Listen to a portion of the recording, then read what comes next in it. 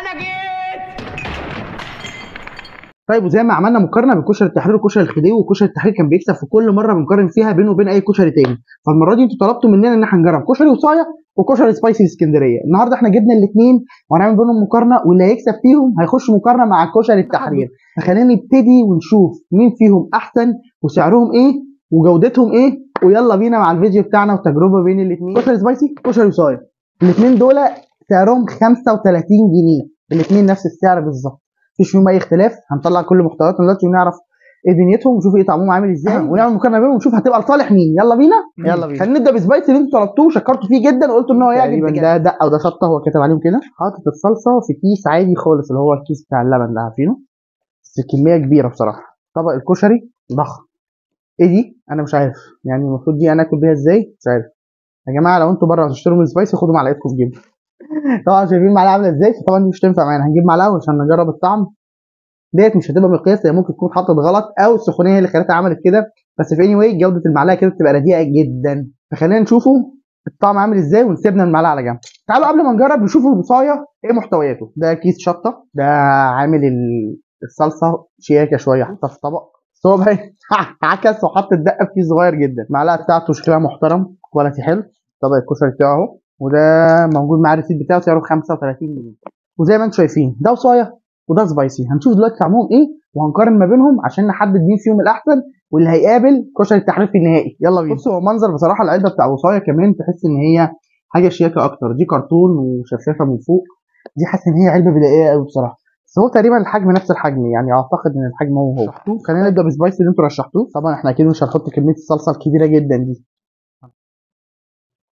انا بحب الشطه، بس انا مش هحط شطه عشان خاطر اعرف اتاكد من الطعم كويس، لكن الدقه لا يمكن الغنى عنها بصراحه.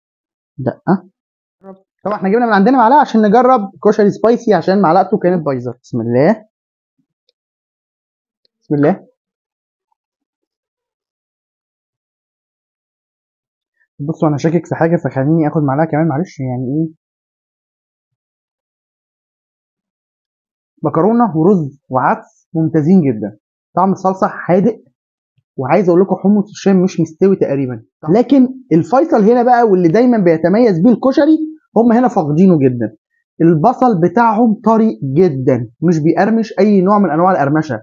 يعني لما احنا جربنا كشري الخديوي قبل كده وكشري التحرير كانوا حاطين كل واحد في كيس لوحده علشان خاطر يحافظ قرمشته، فلما جينا حطيناه كانت القرمشه بتاعته واضحه جدا. طبعا ده عشان كله ميكس على بعضه فالقرمشه رايحه خالص، لكن انا شايف ان الطعم كويس لكن كان محتاج يتظبط شويه. طبعا كشري سبايسي ما طلعش بالمستوى اللي انتوا قلتوا لنا عليه، وخلينا نشوف كشري صايا هل نفس المستوى ولا لا. يلا بينا نجربه كشري صايا. واضح جدا ان كشري وصايا شكله اشيك. طب خلينا نبص على البصل قبل ما نبدا علشان خاطر ما نخشش في جدال. شايفين البصل هنا، انا شايف ان هو، بصوا كده، للاسف نفس المشكله، طعمه طري، طعم حمص الشام مستوي كويس. طيب خلينا نفصل الطعم، يلا بينا. طبعا احنا بردك مش هنحط الشطه، هنحط الدقه عادي. ده شكل علبه الصلصه بتاعتهم زي ما انتم شايفين، هي شكلها حلو جدا بصراحه، كميه الصلصه مش بطاله. يلا بينا ايه نحطوها. دول طعم. طبعا انا المفروض ان انا بحب البصل فوق الصلصه، بس هم عشان حاطينه على بعض فالصلصه بقت اخر حاجه. بس هو كميه حمص الشام قليله قوي بصراحه يعني، وكميه البصل برده قليله وطري. بسم الله.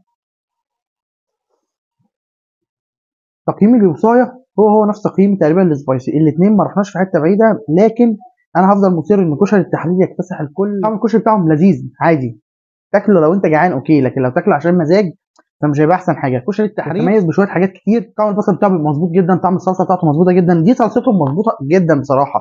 البصل نفس المشكله، طري وانت بتاكله، وده مش بيبقى احسن حاجه في الكشري، فبالتالي هو فقط حته ان الميزه اللي بيتميز بيها الكشري مش موجوده. كميه الصلصه اللي بيحطها كبير، حلوه جميل مفيش مشكله، طعم الاكل متساوي كويس والعدس كويس وكل حاجه فيه تمام، والاثنين تقريبا بيقدموا نفس الكواليتي. انا شايف دلوقتي لما الطبق اتفتح شايف ان كشري سبايسي بيقدم اكتر من كشري وصايا، لكن انا شايف ان الاثنين نفس الكواليتي في الطعم، مفيش فرق كبير بينهم، الاثنين عندهم نفس مشكله البصل وعندهم نفس مشكله ان هو بيكون بيحط الحاجات كلها ميكس على بعضها.